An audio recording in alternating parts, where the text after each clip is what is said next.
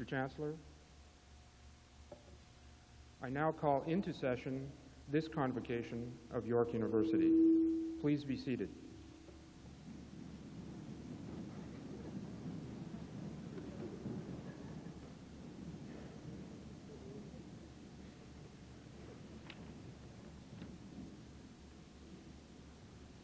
We are gathered today to celebrate the graduates of the Faculty of Fine Arts and Calumet, Stong, and Winters Colleges. May they be proud of their achievements at York University and remember their time here with affection. May our proceedings reflect the pride, dignity, and warmth of this occasion. Tendanda via, the way must be tried.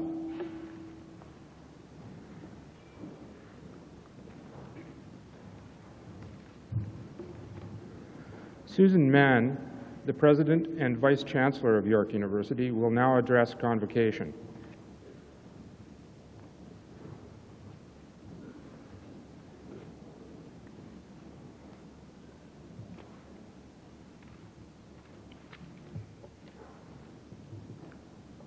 Mr. Chancellor, honored guests, graduating students, families and friends, bonjour et bienvenue à la première collation de grade de cet après-midi, de cet automne plutôt, on n'est pas encore rendu à l'après-midi.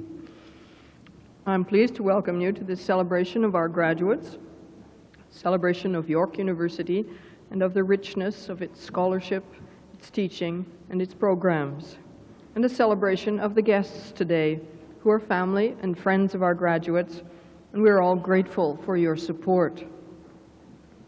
Those of you graduating today are graduating from a university which cherishes teaching and learning and excellence in research. Those of you graduating today are the beneficiaries of programs rich with innovative teaching and research in humanities, social sciences, and the fine arts. In fact, York's liberal arts-based programming in all faculties is renowned and respected nationally and internationally. You are part of that. In the faculty member whom we are honoring this morning, Professor Joyce Zeemans, from whom you will hear shortly, we are acknowledging and celebrating many of these attributes.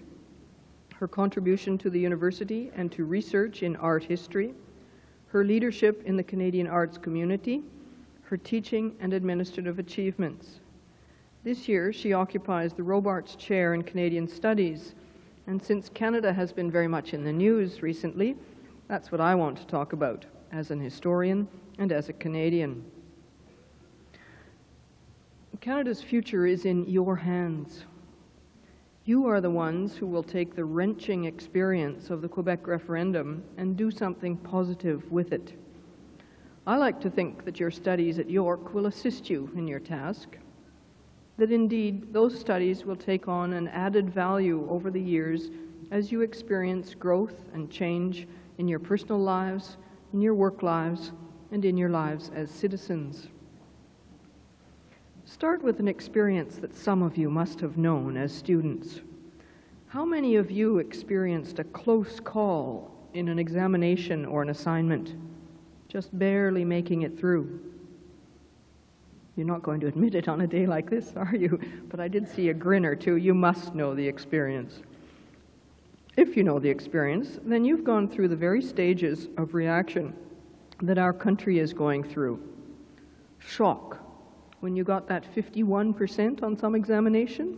How can this be? Relief, well, nonetheless, I made it. Reflection, how did this happen? What does this mean? And then finally, some action. What is to be done? Do you recognize those stages in your own lives when you got 51 on an examination? You're still not going to admit it, are you? Anyway, perhaps none of them went through it. How about the parents? Did you recognize any of that in your lives? Maybe.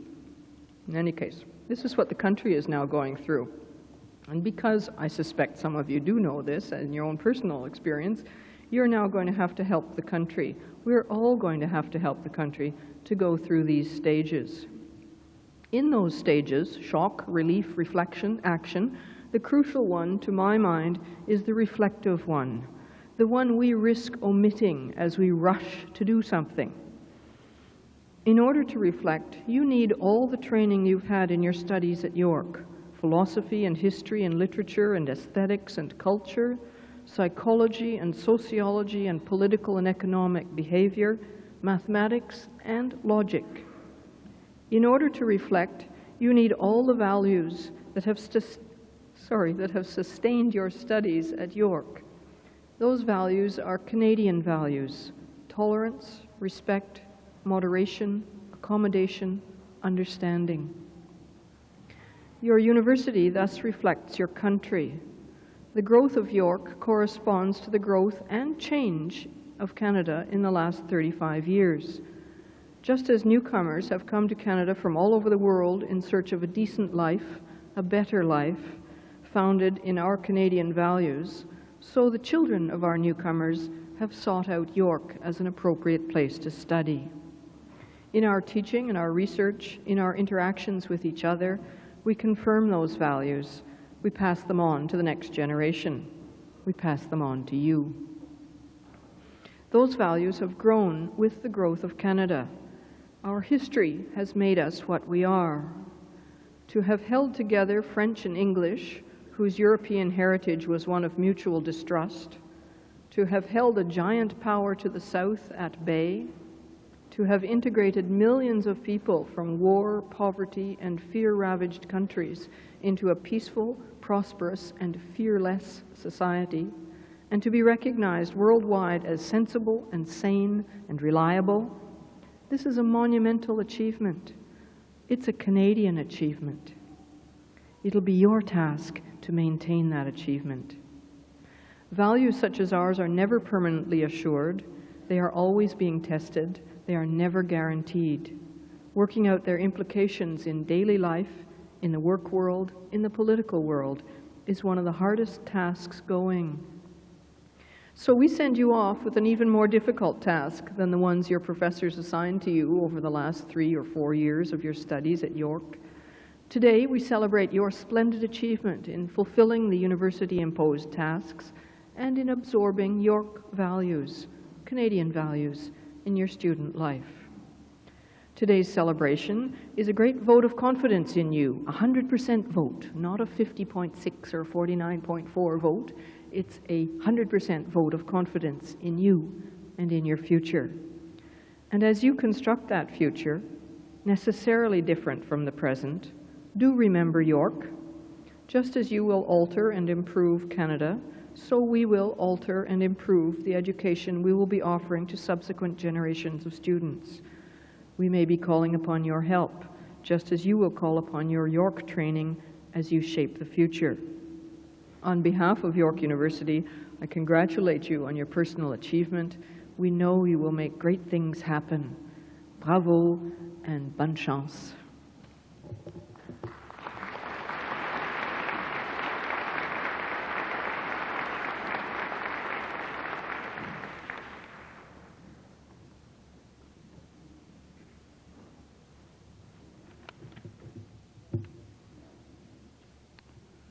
Mr. Chancellor, I am pleased to present to this convocation the decision of the Senate and Board of Governors of York University to confer the title of University Professor upon Joyce Siemens.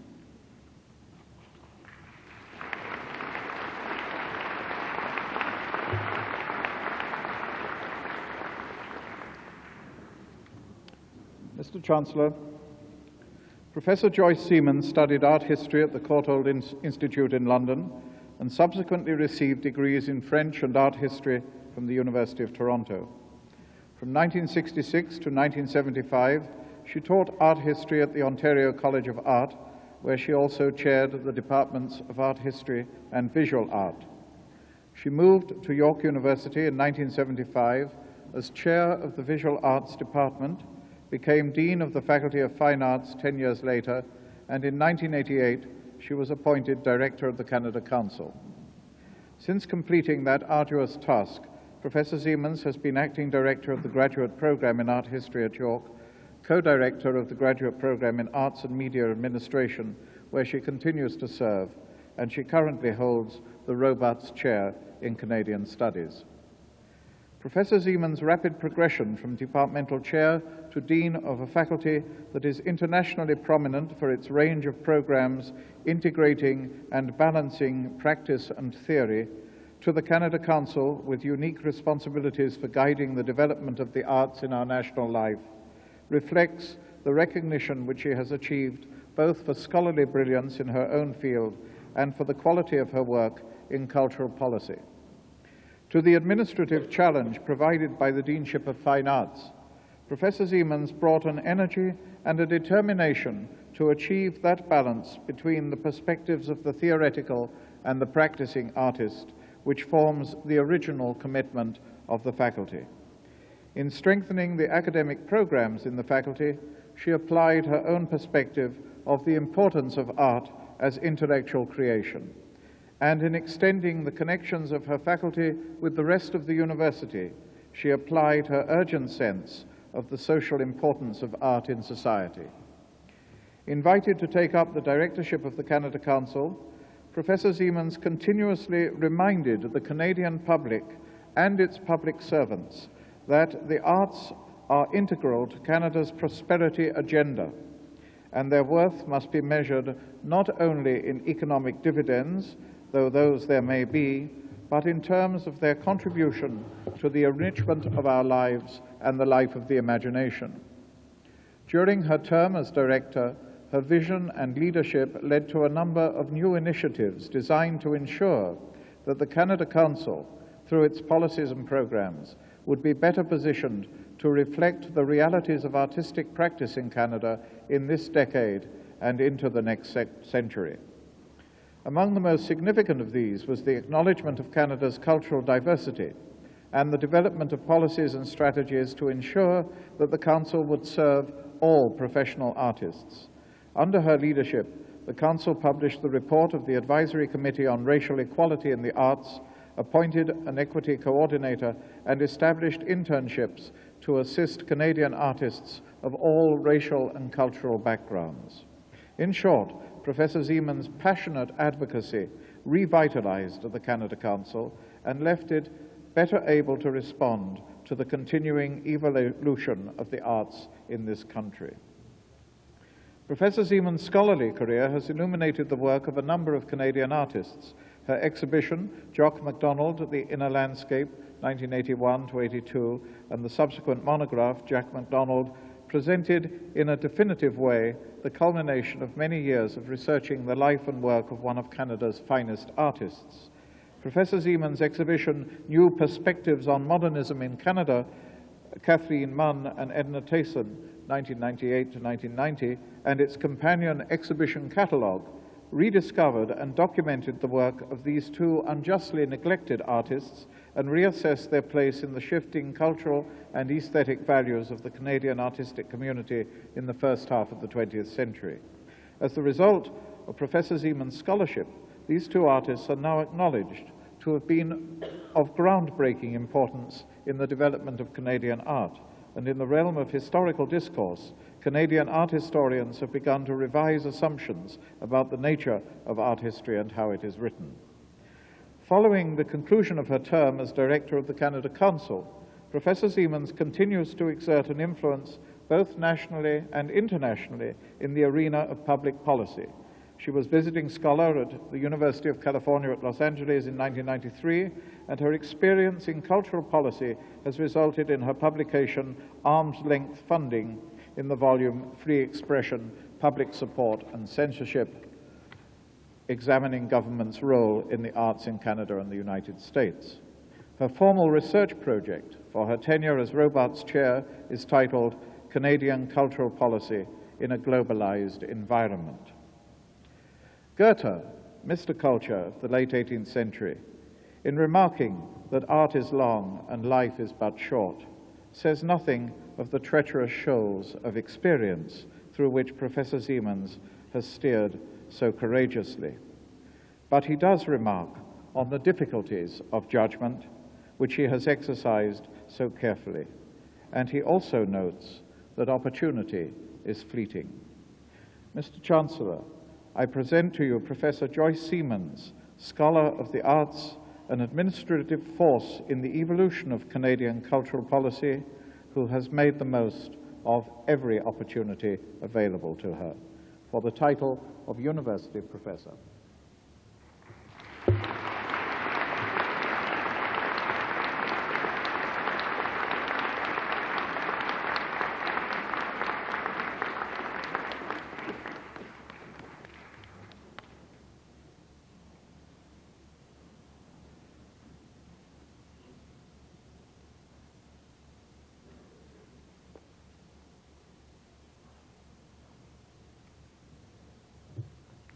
I would like to call on Professor Joyce Siemens to address convocation.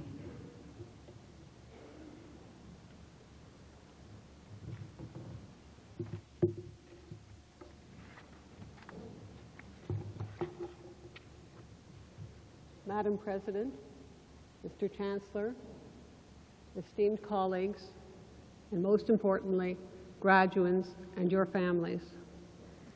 I'm honored to be here today addressing a convocation of York graduates. I've dedicated the better part of 20 years to this university, and I know it to be unique in Canada. Its fine arts faculty remains the best and most comprehensive in the country. Its college system and its dedication to interdisciplinary studies are hallmarks of its approach to education, and its commitment to making education accessible has created a very special environment for learning and for research. I must tell you that my presence here is due as much to others as to any special achievement on my part. For many years, I played supermom, juggling family life and work, teaching, research, and administration, and even occasionally community service. But that was only possible because I had an enormously supportive family. My parents, Harry and Cecile Pearl, my husband, Fred, encouraged me to take on challenges that I sometimes felt might be beyond me, and offered emotional support in some very trying times. My extended family, my sister and my brother, and especially my children, and now their significant others, and my grandchildren, have given special meaning to my life, offering support, encouragement, and joy, and adding immeasurably to the richness of my life in every circumstance. At each point, times of difficulty and celebration, I have been privileged to have wonderful friends who have shared these experiences, offering love and support. I am also indebted to my students, who have made teaching and research a continually challenging experience, filling with excitement and with pleasure a situation which has reaffirmed meaning and purpose when administration seemed an impossible challenge. As for administrative duties, of which you just heard, which I acknowledge I have assumed for very selfish reasons, the desire to create an environment in which I personally want to work, and because administration allows one to give form to vision and dreams. I would like to remember at this moment someone who worked with me throughout my term as Dean of Fine Arts, complemented my weaknesses with his personal strength and vision, and who was a colleague and friend throughout. Alan Lessam was a brilliant musicologist whose life was cut short, but who took an important part of that life to help shape the Faculty of Fine Arts in which he believed. And finally, I want to thank some people who are too seldom given credit for their contribution. Though I have often found administration challenging and frustrating, I can honestly say that without the remarkable support staff with whom I have had the pleasure of working, we could never have achieved what we did. I've pondered the thrust of my talk to you today, concerned that, if you're not too excited to listen, its contents would have the power to set you thinking in a way perhaps not considered before, and because of the importance of this occasion, even to influence you in the decisions that you might make. But how to frame my message, given the task that I have set myself. Each of you has realized a momentous achievement in your life. You are at a crossroads. Some will go directly into the real working world. Others will continue your studies in preparation for your chosen field of endeavor and for life itself. What I wish to address today is how that life will be lived. We are citizens of a society which grows ever more focused on individual success and achievement. Yet a recent Globe article stated, although university education is considered a prerequisite for success in many cases, only 1/3 of students graduating from high school in Ontario will have access to that education. You, who represent the most talented and the most able of your generation, will find the demands of work and the need to succeed may quickly dominate your lives, leaving in many instances little space for other things. A young friend of mine has identified leisure as the unspoken L word for her generation. Mid-century futurists had predicted that thanks to technology, we would, by the 21st century, have found ourselves with a shorter work week, with job sharing as a norm, and with significant leisure time. In fact, in the current environment, despite the likelihood of structural unemployment or underemployment for a growing segment of our population, those with the education and the ability are likely to find themselves more often than not working longer hours and for more years.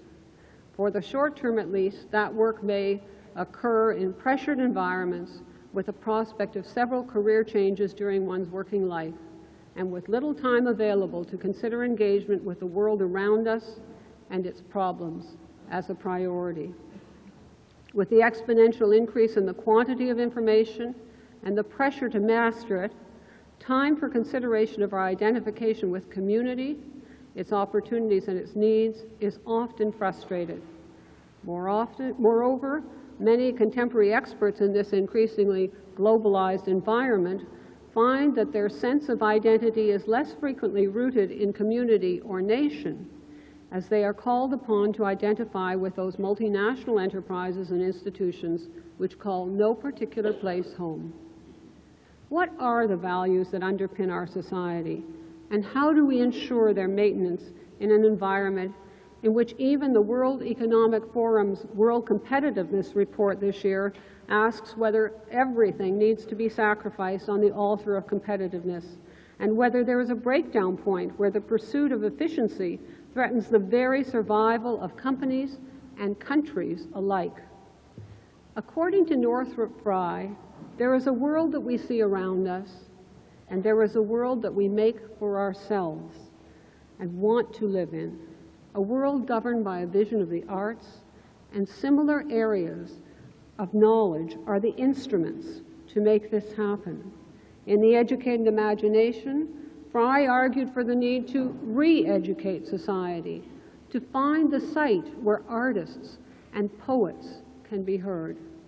For him, the search for the future lay in the ability to reinvent our world, and I do not believe that ours is the world he envisioned. The focus of my talk today is identity, how we see ourselves, what we consider to be fundamental to our lives, the way in which, with the external pressures, some of which I have briefly enumerated, we relate to the world outside of work, the world of community, and the notion of a civic society, the world that exists today, and the world which Frye argued we must strive to create. In particular, I want to talk to you about leadership and the role that each of you might play in addressing the issues that face our society. For those of you who say, "Not me," when the question of leadership is raised, I will ask you to keep an open mind. Your education has provided you with many of the required tools, and you should never underestimate, despite your recognition of how much you have still to learn, the advantaged position you hold and the responsibilities that are the corollary to those advantages.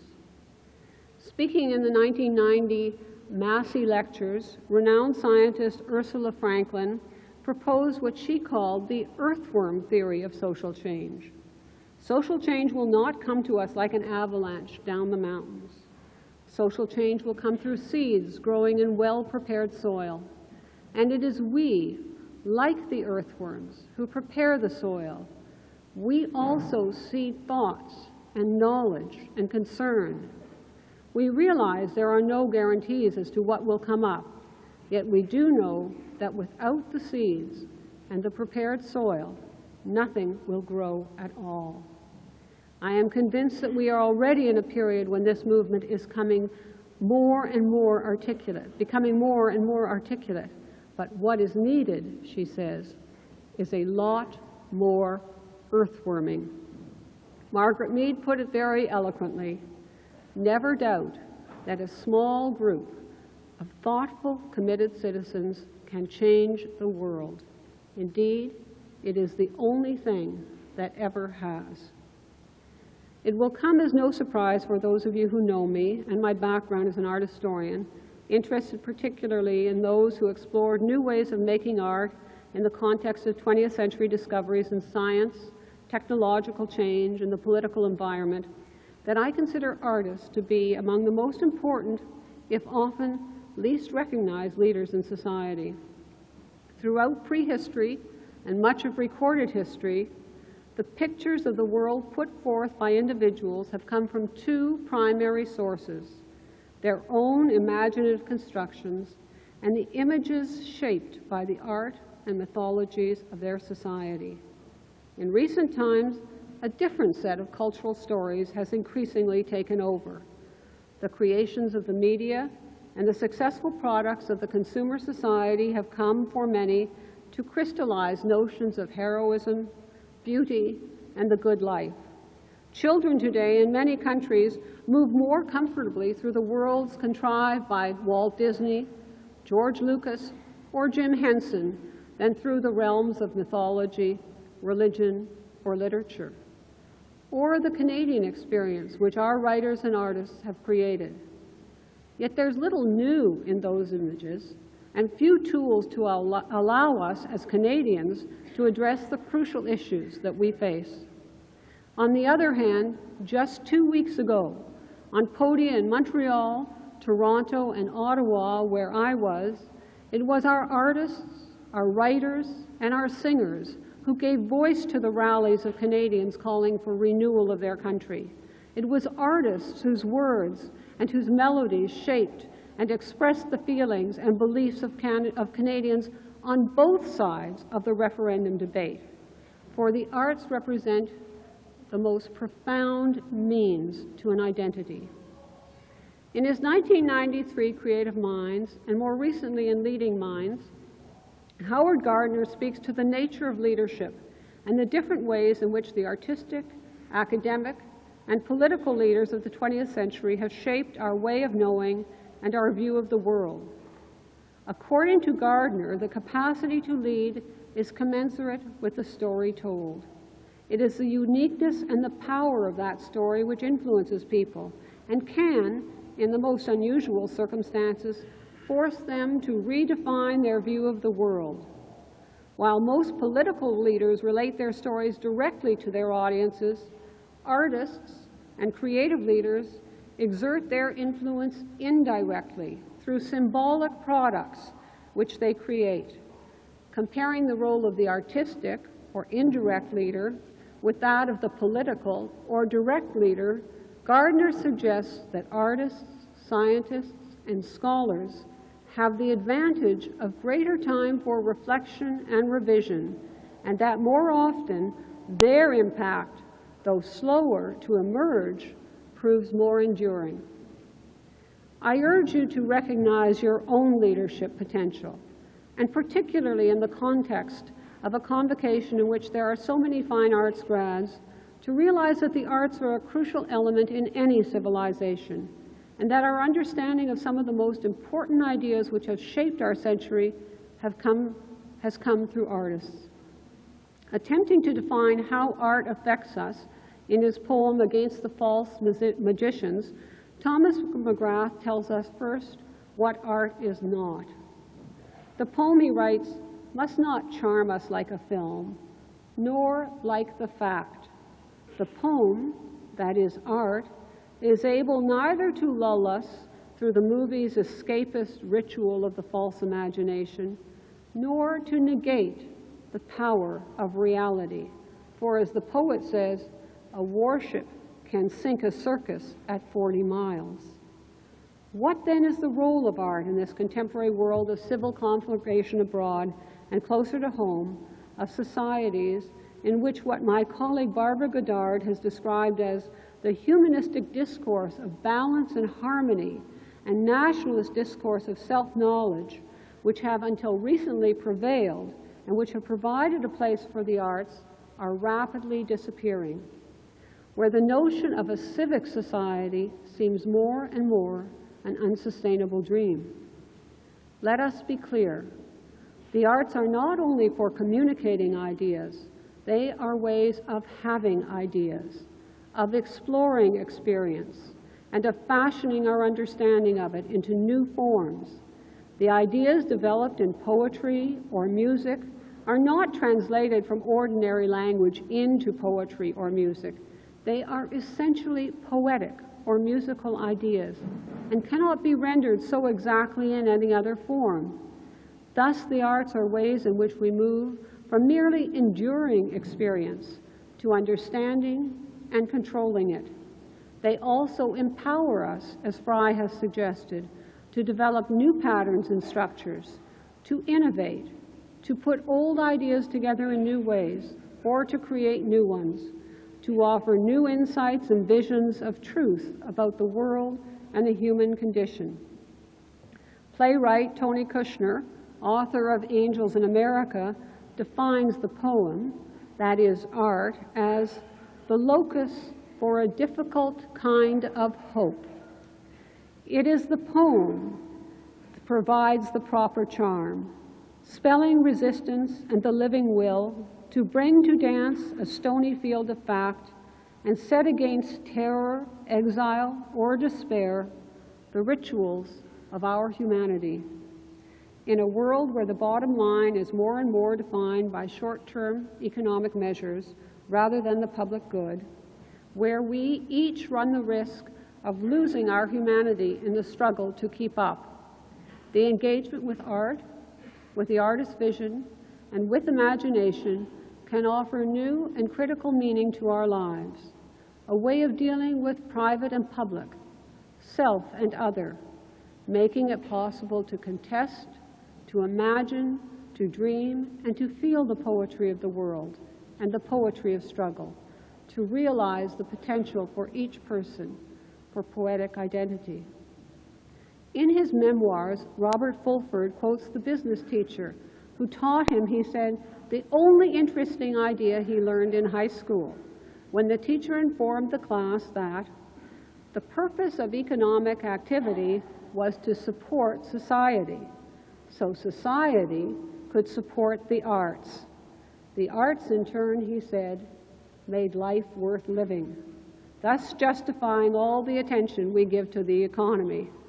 A very different approach from that of our neighbors to the south, who just last week decimated their funding for the arts and for humanities and social science research, ostensibly as a cost-saving measure. I urge the artists in our midst to believe in their vision and to persevere, and each of you, whatever field you have chosen, to evaluate your own leadership potential, while at the same time attuning yourself to the power of art to effect change. There are many kinds of leaders, and some of you will take up the mantle and all the challenges which it represents, building on the strengths which are uniquely yours and on the foundations that your education has provided. But whatever role you play, I urge you to participate fully in life, to share in the journey, and to make each day count. Live fully. Do not be afraid to take on responsibility. Remember the importance of earthworming, and never undervalue the contribution you can make. Thank you.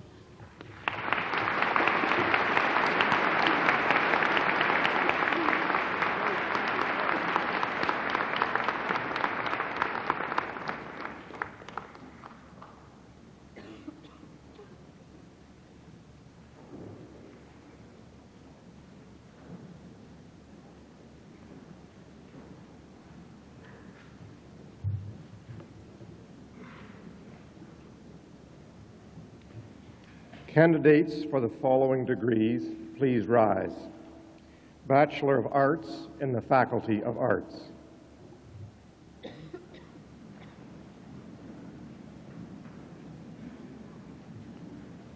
Mr. Chancellor, as Dean of the Faculty of Arts, and on behalf of the Senate of York University, I present to you these candidates and certify that they have successfully completed all the requirements established by the statutes of this university for their degrees. I now request that you confer on these candidates their degrees and that you grant them all the rights and privileges and challenge them to accept all the obligations and responsibilities arising therefrom.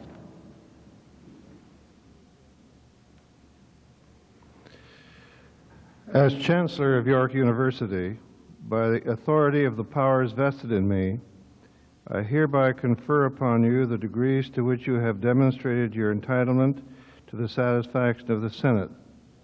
With such title, honor, duties, rights, and privileges as are proper to them. Admitto vos ad gradum.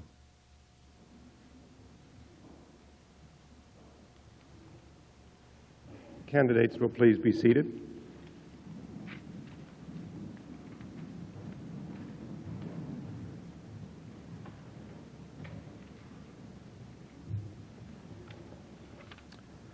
Candidates for the following degrees will please rise: Bachelor of Arts and Bachelor of Fine Arts in the Faculty of Fine Arts.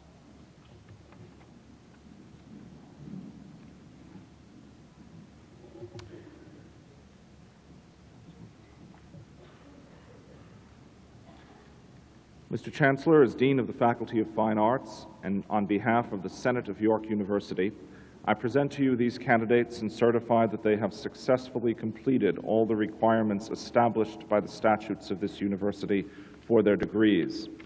I now request that you confer on these candidates their degrees and that you grant them all the rights and privileges and challenge them to accept all the obligations and responsibilities arising therefrom.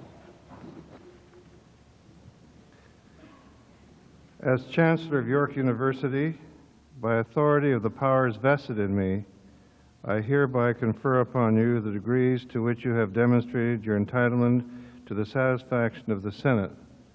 With such title, honor, duties, rights, and privileges as are proper to them. Admitto vos ad gradum.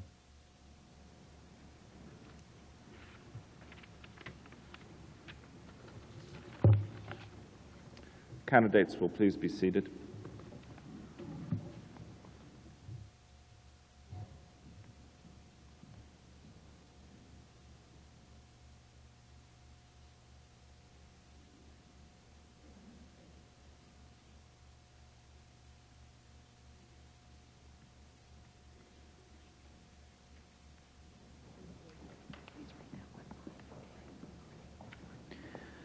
First row candidates may now approach the platform.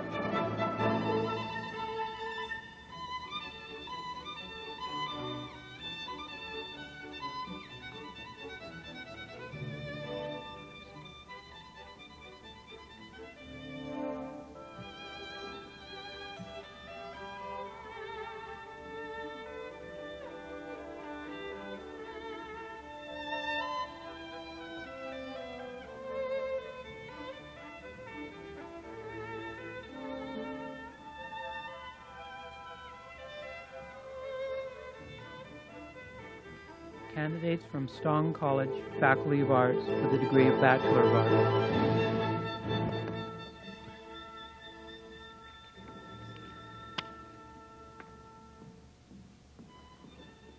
Jason Charles Wilford Adlam.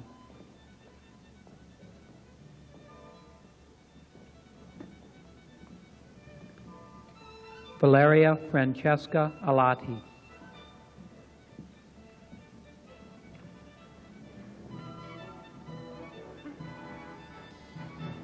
Alexandra Sandra Alexopoulos.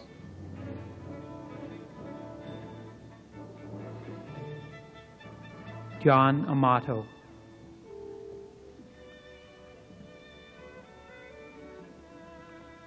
Alma N. Betancourt.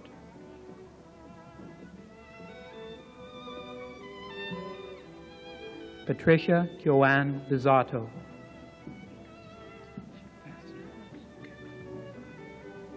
Daniel Michael DiNino.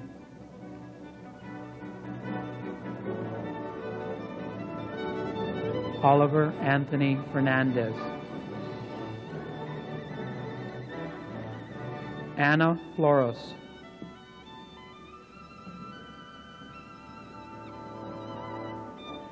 Larissa Jane Alexandra Foreman. Oscar M. Ginjo. Sean Gutman.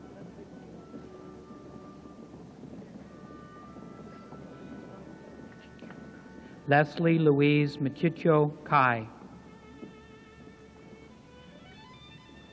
Mary Kanakis.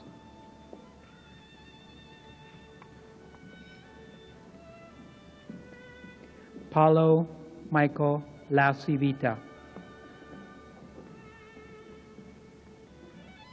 Kristen Eileen Langhorn.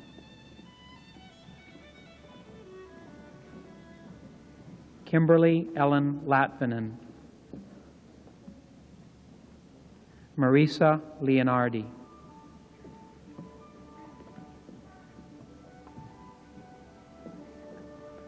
Ninashka Lopez. Charlotte McDonald.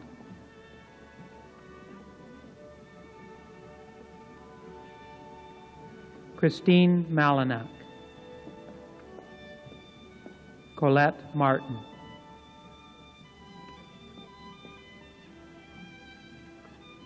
Jennifer Matisse.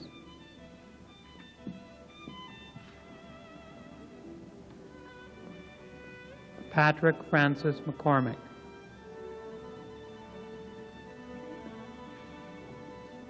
Robert D. Naylor. Diane Louise Neddick. Sherry Ann Dion Maria Nichols. Laura Parente.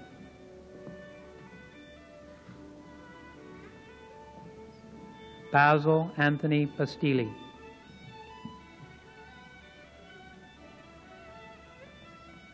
Jacqueline Renee Prospero.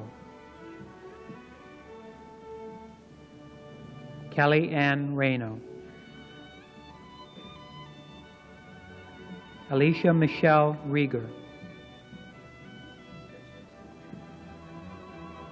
Tammy Elizabeth Rinella.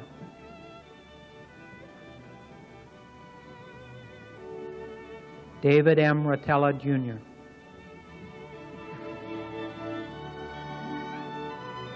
Sandra Rebecca Saba.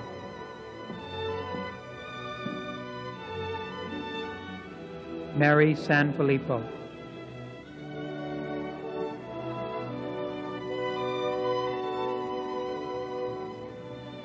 Shamal Samir Zaki Shakrala.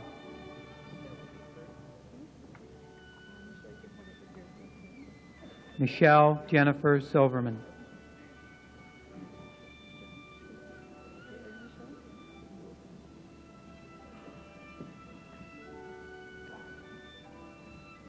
Natasha Dawn Swain.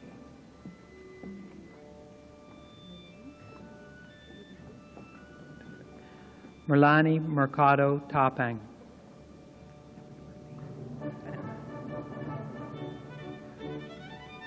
Adriana Tarantino. Teresa Maria Tassone.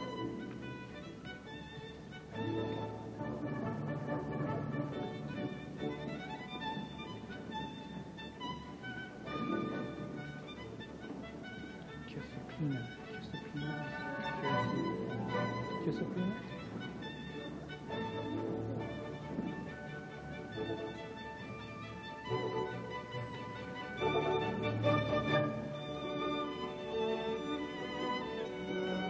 Giuseppina Josie Valvano.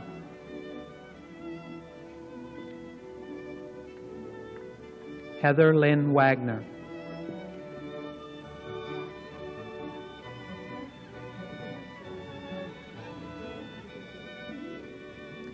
Candidates from Stong College, Faculty of Arts for the degree of Bachelor of Arts with honors. Emilia Altobelli.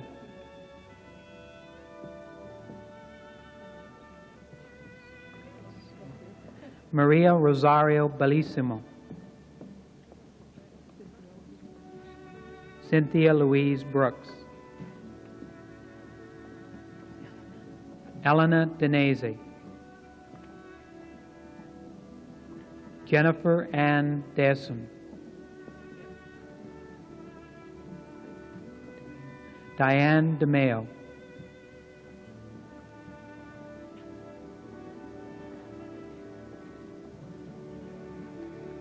Ekaterina Haros.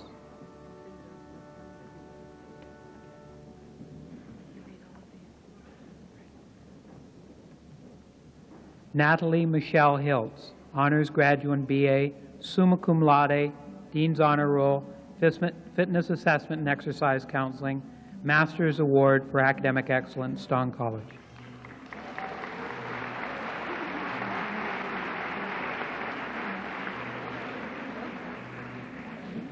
Carrie Jean Christine Hope. Robert John Davies Jones, Honors Graduate, member of the Dean's Honor Roll.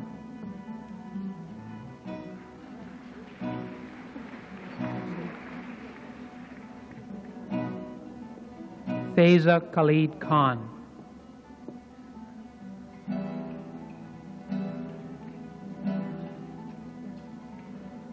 Elizabeth Lynn Lewis, Honors Graduate BA, Summa Cum Laude, Dean's Honor Roll, Fitness Assessment and Exercise Counseling, Master's Award for Academic Excellence, Stong College.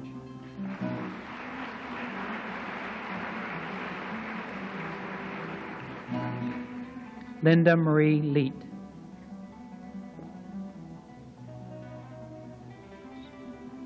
Catherine Michelle Lisos.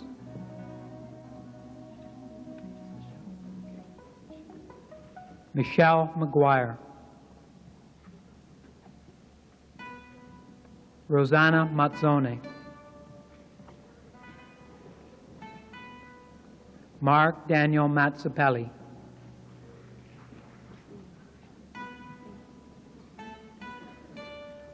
Christina Maschilo.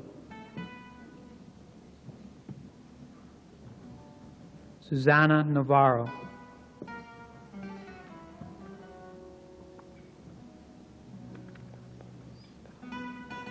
Chris Papastathopoulos. Carmen Michelle Pavlescu.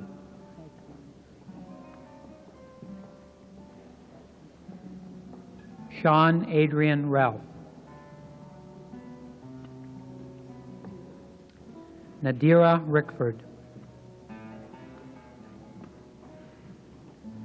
David Alexander Roy.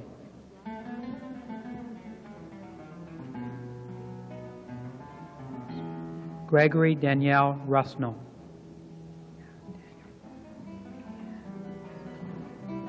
Vicky Ann Scarsalone.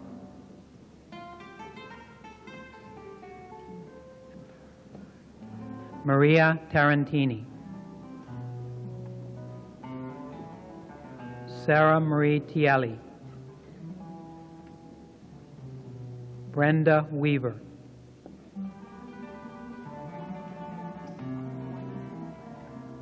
Nicole Amy Weiniger.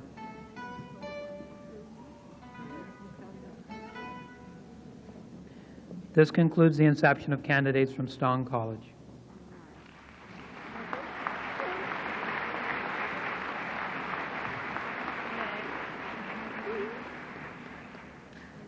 Candidates from Calumet College for the degree of Bachelor of Arts in the Faculty of Arts.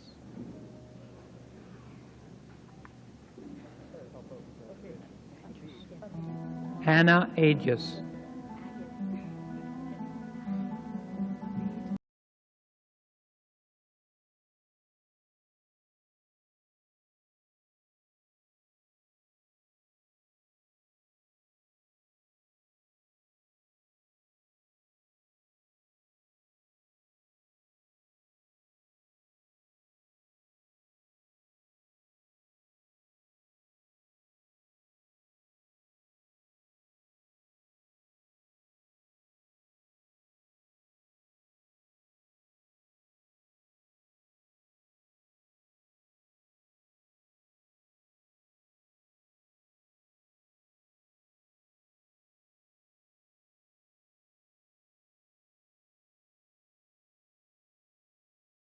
Kish Kumar Bardwaj.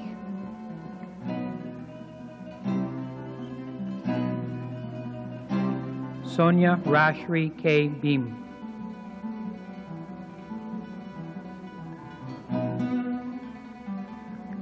Emilio Bianchi.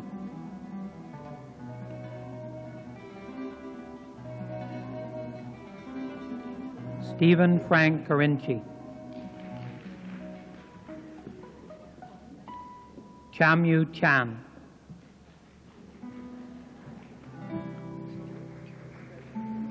Wai Kwan Christine Chan.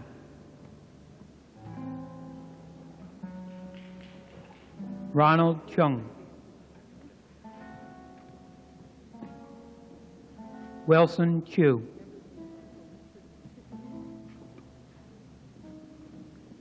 Jenny Cookson, member of the Dean's Honor Roll.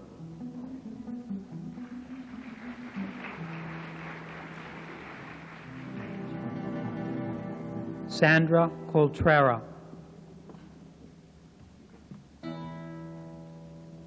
Angelina Denese.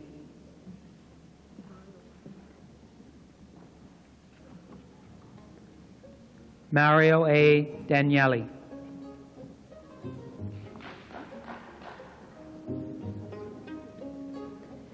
Evelyn Bernadine Serena Danuli. Linda Festa.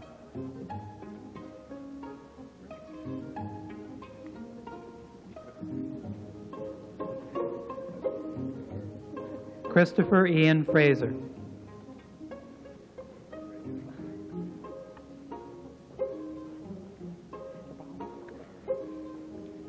Richard Jason Gebauer. Louisa Greco. Lori Ann Hall.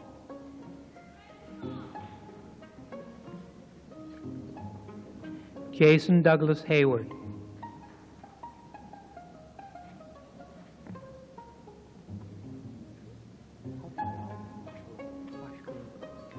Douglas Mitchell Hoshglobe. Matthew Robert Hoffland.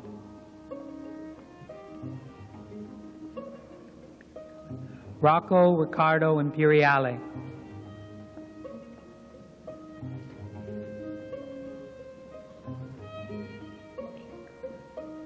Debbie D. J. Caron.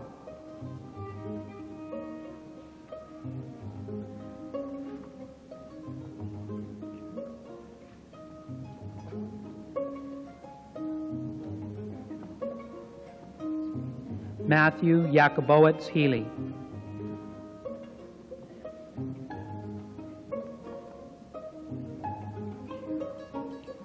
Naveen Girarjan.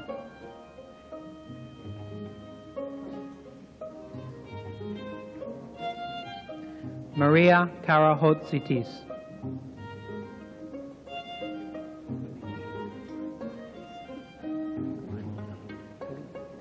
Faisal Khalidi.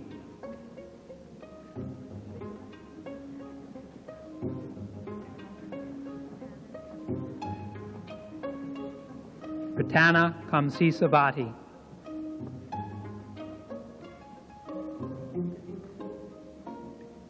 Banu Kara.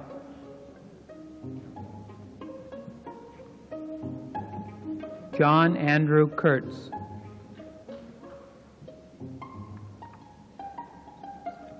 Wingsweet Stella Lai.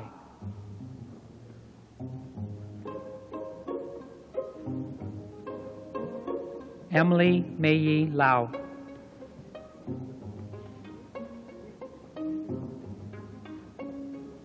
Lin Lim.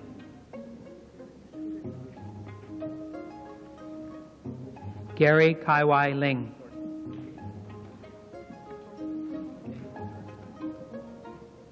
Torsten George Gottwald Lizock.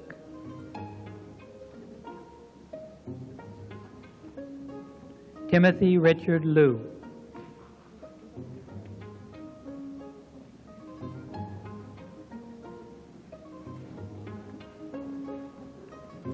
Wee Tung Luk.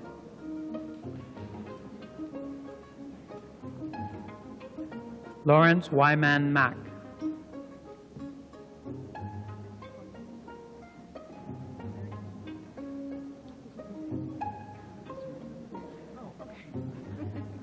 Mary Jane Menego.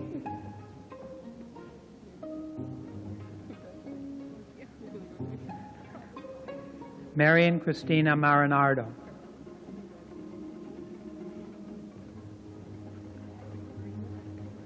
Carmela Maria Franca Marina.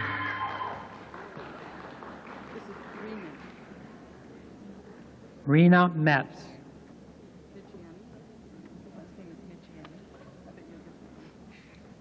Neil Charles Armstrong Michiani.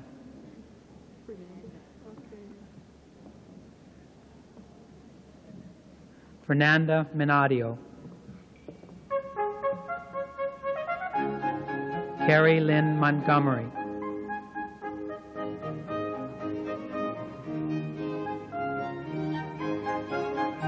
Felicia Altavis Morgan. Philip Morris.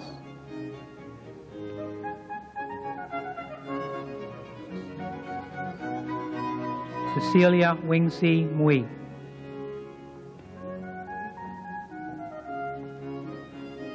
Nandini Mukherjee.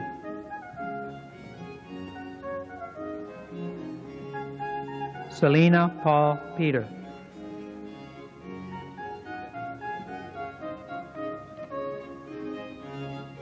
Demetrius Jimmy Pavlakos.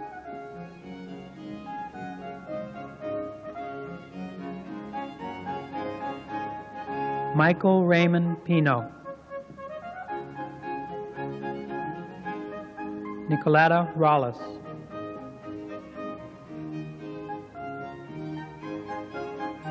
Dominique M. Reed.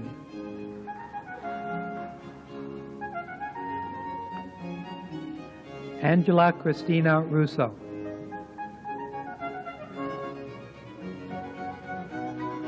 Renal Timothy Riego.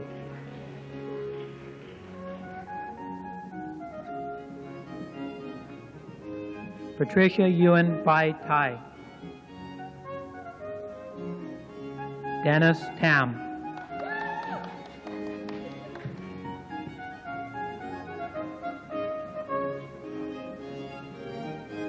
Laura Trifonopoulos.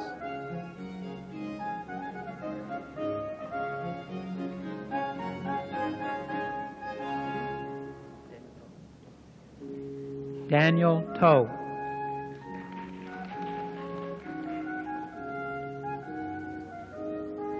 Walter Silvio Urbani.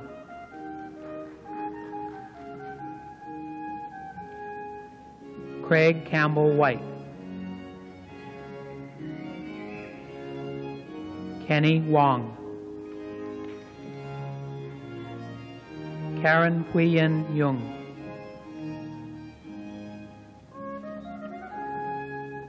Chester Hin-Young Yu. Wayne Yu.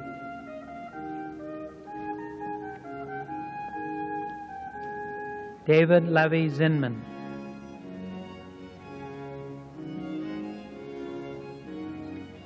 Candidates from Calumet College for the degree of Bachelor of Arts with Honors in the Faculty of Arts. Yasmin Ahmed, member of the Dean's Honor Roll.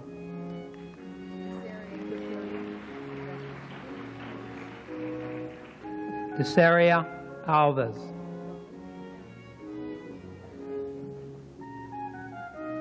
Dana Bell.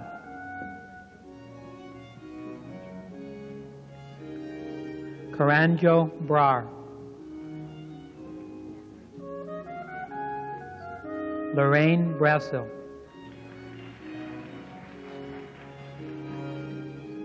Kirkpatrick Casey.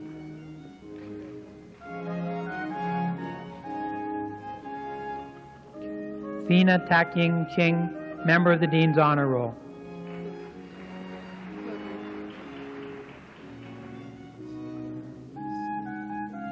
Antonio Clarizia.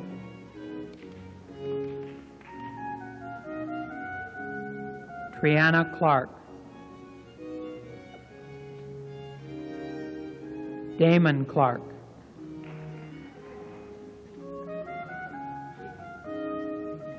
Tracy Fegan. Linda Mona Ford.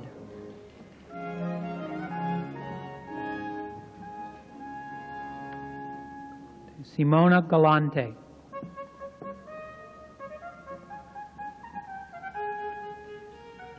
Krista Leanne Hodgson.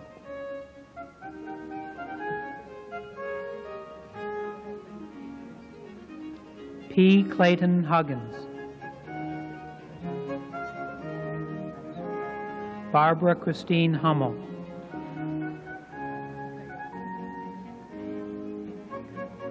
Kayoko Kakurai. Amy Kam.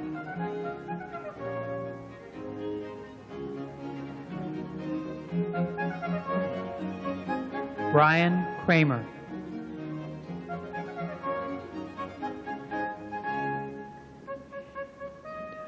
Carol Anna Marie Lasita.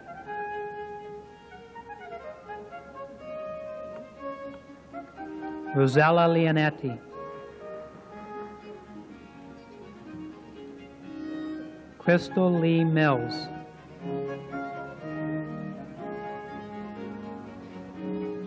Louis Nostro.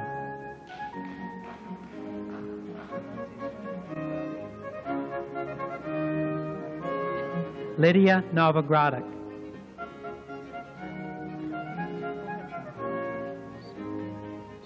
Silpi Ohanessian.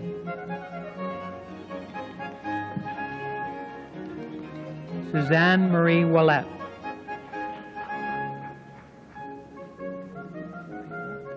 Paolino Paoletta.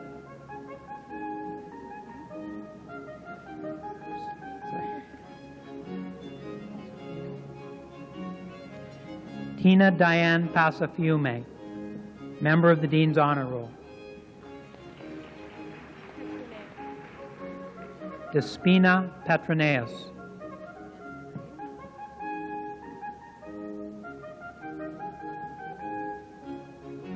Anna Maria Racchielli. Claire Ralston. Heather Reed, member of the Dean's Honor Roll.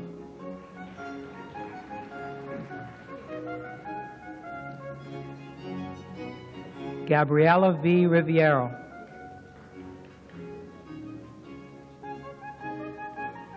Jin Chin.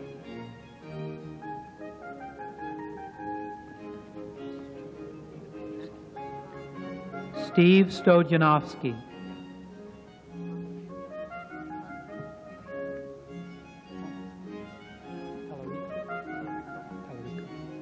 Massimiliano Tallarico,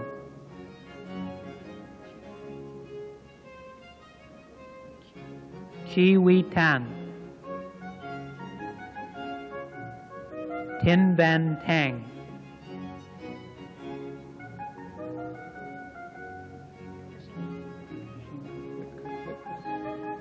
Katarzyna Witkos, member of the Dean's Honor Roll. Danny Tomasi,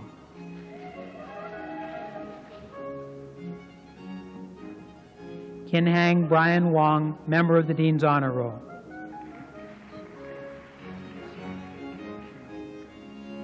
Chin Shi. This concludes the inception of candidates from Calumet College.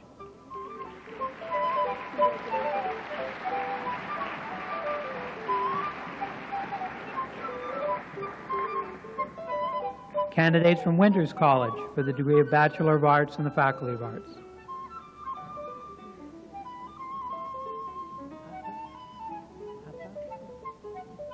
Henrietta Atta.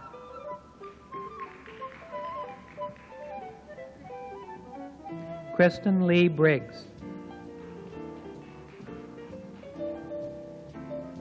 Frank Carbone. Stephen James Cutler.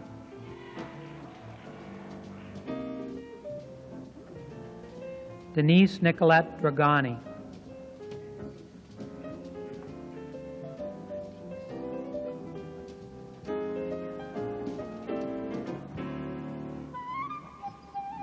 Anil Hatichi Gamlexis.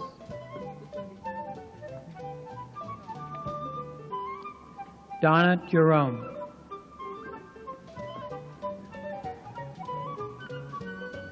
Lisa D. Laviolette, member of the Dean's Honor Roll. James Paul Moses. Beth Demo Otis, member of the Dean's Honor Roll.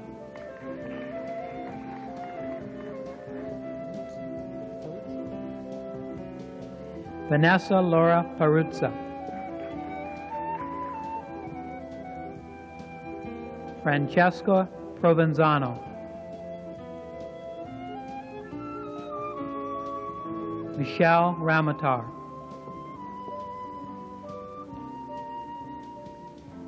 Christopher Joseph Raymond.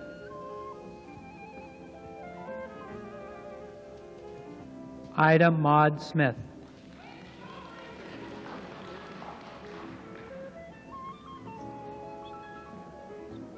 Kathleen A. Sorensen, B.A. with distinction, member of the Dean's Honor Roll.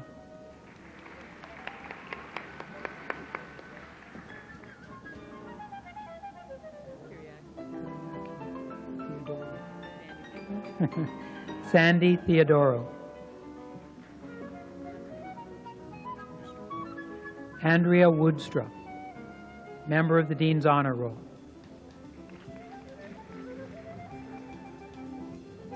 Candidates from Winters College for the degree of Bachelor of Arts with honors in the Faculty of Arts.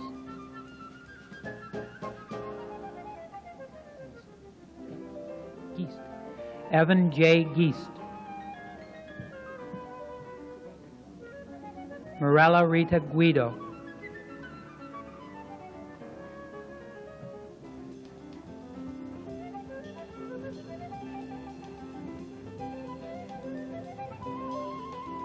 Diane Rosemarie Hudson.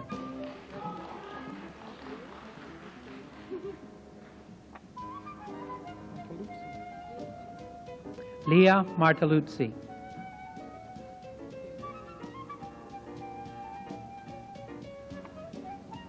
Vivienne Mock.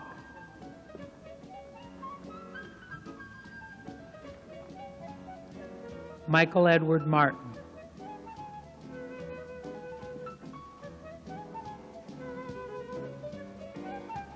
Karen Jane McDonald.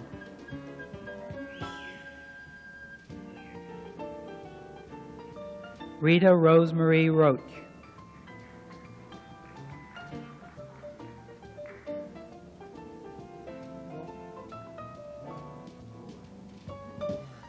Mark Rohr. Sonia Maria Santos.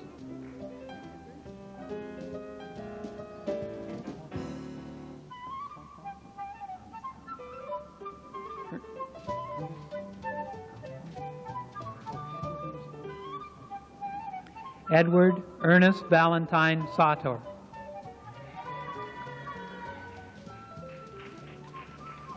This concludes the inception of candidates from Winters College.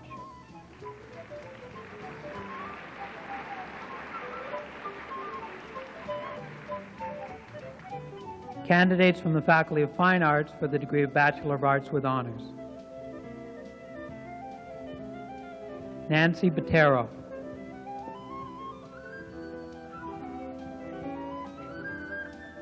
Lourdes Mello.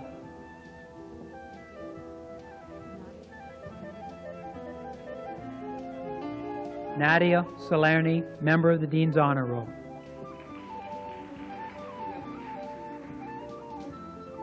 Kenneth James Travado.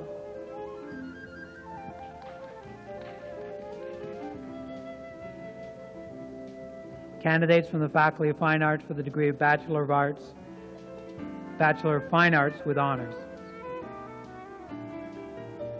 Ricardo Amaral. Sylvia Bobnar.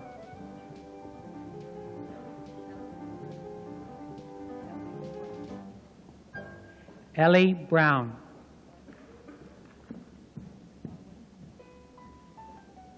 Arwen Elizabeth Carpenter.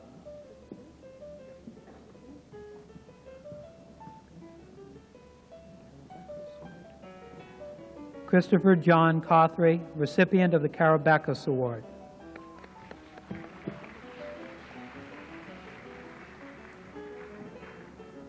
Stuart Gregory Clarfield.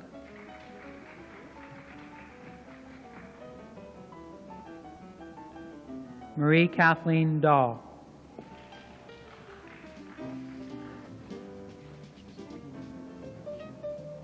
Rita Giuseppina Ferracci.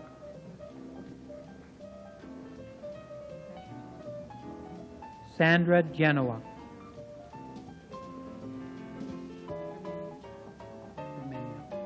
Thomas Gramegna.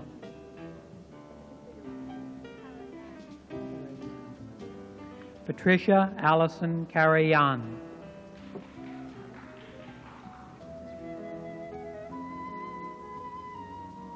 Marie Annette Larson.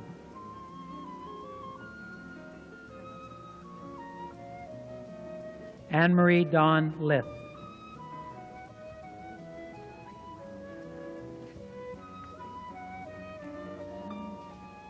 Darlene Adele Masters, recipient of the Fine Arts Merit Award.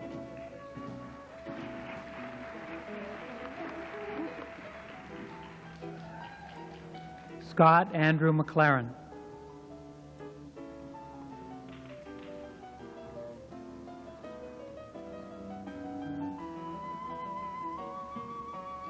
Anne-Marie Elizabeth Morez. Lana Moses. Philip James Mount. Tracy A. O'Neill. Philippe Prochaska.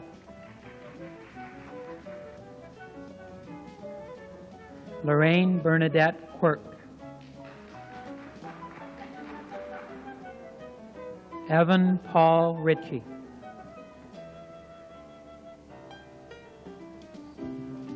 Laura Smorelli.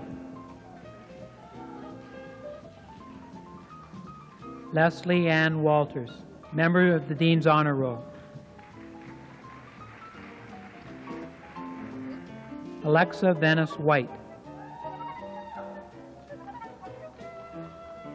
April Lee White.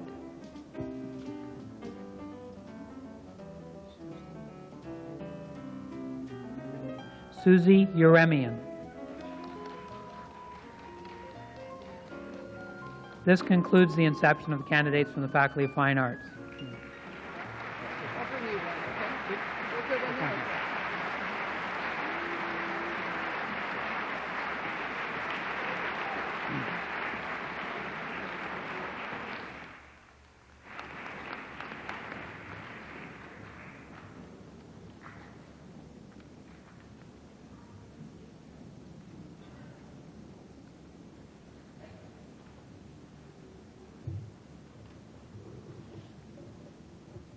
May this university continue to flourish for all those who love truth and justice. May we be worthy of its demands and faithful in its service. Because we have shared this time together at York University, let us remember and preserve its values: knowledge, diversity, and ceaseless effort. In the name of those who have gone before and for the good of the generations to come. Let us depart with strength, courage, and gratitude, in the knowledge that each end is the beginning of a new and greater challenges. Tendanda via, the way must be tried.